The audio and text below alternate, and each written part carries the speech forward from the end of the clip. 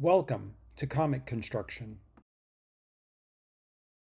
Let's check out the build, art, and story of G.I. Joe, Real American Hero, Volume 4, written by Larry Hama, with pencils by Paul Pelletier, inks by Tony Cordes, published by Image Skybound. This trade paperback is 6 5/8 by 10 3/16 inches and has 112 pages. The cover has 4-color printing with a spot varnish over the logo and volume number, so you can see how much light that's being reflected in the logo, and the volume number's at the bottom.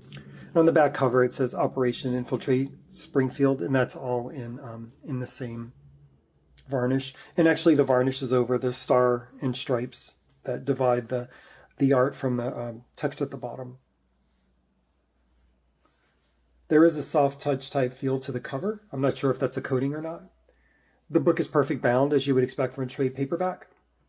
And the interior stock is a semi-gloss sheet, similar to modern comic book paper, although I do think it's a little thicker.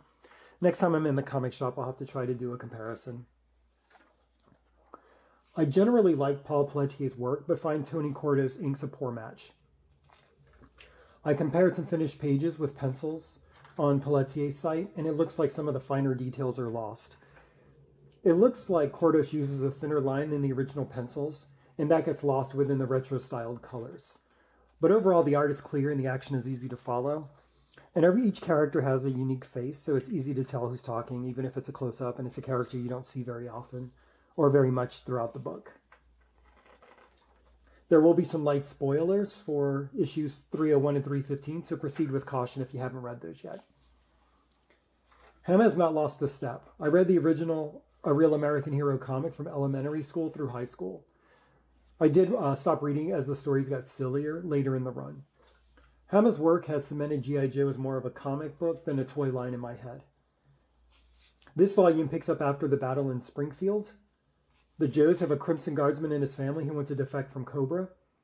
And their ninja team, which is made up of Scarlet, Jinx, Storm Shadow, Snake Eyes, Dawn, and Shawn, infiltrate Springfield disguised as that family.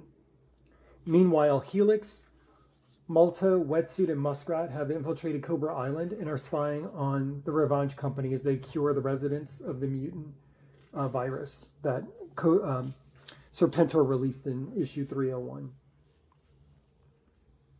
Meanwhile, in Castle Destro, Cobra Commander is a prisoner. So one thing that's great about this story is that there's so much tension in like the first half of the book. And then suddenly everything is released as everything goes wrong. The ninja team is discovered and needs to be exfiltrated. The team on Cobra Island is also discovered and is under heavy fire and needs help as soon as possible. And then Cobra Commander attempts an escape. It's a fantastic release of tension, and the resulting action is really breathtaking.